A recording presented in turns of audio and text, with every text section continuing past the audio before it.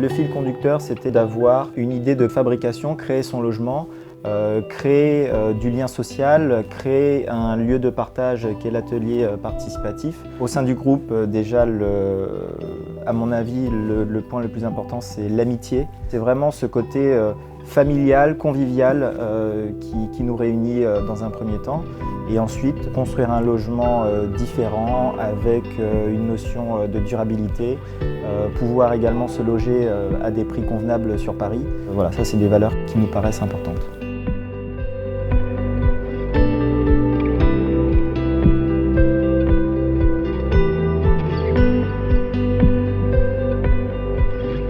Le sujet d'écologie, en fait, nous on le divise en deux champs. Il y a le champ du bâtiment, donc qui doit être le plus durable possible, mais en même temps en ayant quand même une considération que moins il y a de technique, moins on est amené à consommer, et donc du coup plus c'est simple d'être moins énergivore.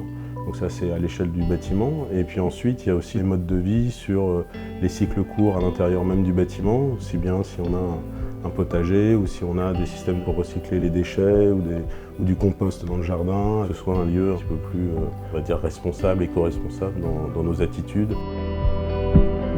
Notre immeuble aura, comme dans les immeubles du Paris historique, une mixité d'habitants. Et nous, on a voulu SNL comme partenaire. Ils ont une très belle mission et ça, je trouve ça assez joli que nous, on puisse participer. Le but, c'est de ne pas être en entre-soi dans une grosse maison accueillant plusieurs logements de classe moyenne parisien, mais c'est aussi, justement, en temps innovant, on laisse la place pour être ouvert pour nous, pour nos enfants et pour la famille, pour un échange avec des gens d'un autre milieu. C'est très bien.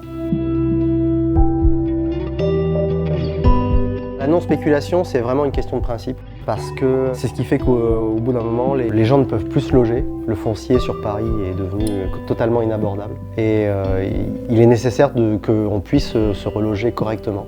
Et donc c'était vraiment très important de pouvoir enclencher ou participer à une alternative de société. On rompt avec la propriété de type napoléonienne, lucrative, et on rentre dans une propriété d'usage, qui fait que les gens sont maîtres de leur logement tant qu'ils l'occupent. Et à partir du moment où ils ne l'occupent plus, ils le cèdent à quelqu'un d'autre qui va en devenir propriétaire et qui va l'entretenir.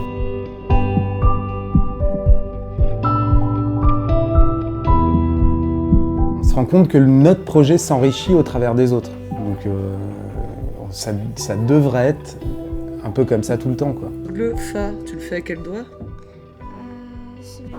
Voilà, donc comme je t'expliquais. Ça répond toujours à cette envie du groupe d'aller voir un peu au-delà du microcosme de son habitat, même s'il est participatif. Je pense que la participation, elle est réellement intéressante quand il y a les voisins, et les voisins au sens large, qui sont partie prenante un peu du projet. En allant voir Claude, on s'est rendu compte que lui était quand même un ancien botaniste. Dans son petit jardin, il fait plein de trucs. Il nous disait même qu'il mettait son compost dans notre parcelle pour essayer d'alimenter un petit peu la terre de l'autre côté. Et du coup, on s'est dit, on a une compétence, on a quelqu'un d'hyper généreux, on pourrait l'amener sur ce projet et jardiner avec lui. Le jardin qui descend un peu. Nous sommes là avec la table et les gens, là. Voilà, nous sommes comme ça. Et votre maison qui fait 2 niveaux. Rez-de-chaussée plus un bandeau, un premier niveau, un deuxième niveau. Et vous avez une petite... On a choisi Baumschlager Eberl. D'une part, c'est un cabinet de renom. On avait le souhait effectivement d'avoir un partenaire qui a une expertise, mais qui initialement est issu de l'habitat participatif. C'est des architectes qui, pour l'écriture architecturale et pour la qualité constructive et écologique aussi, qui sont qualitatifs.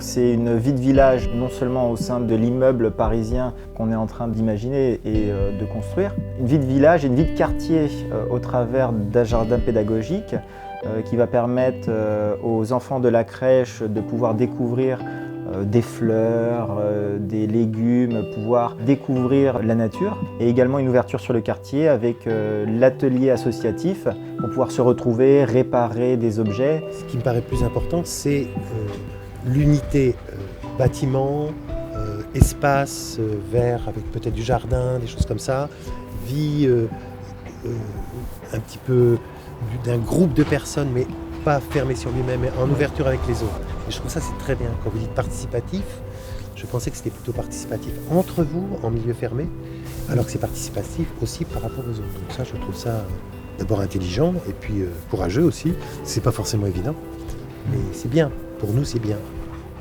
C'est une expérience qui est absolument géniale de connaître ses futurs voisins, son quartier avant d'y être, de tenir des valeurs communes, d'être acteur du début à la fin. On a l'impression d'y être et ça c'est absolument incroyable.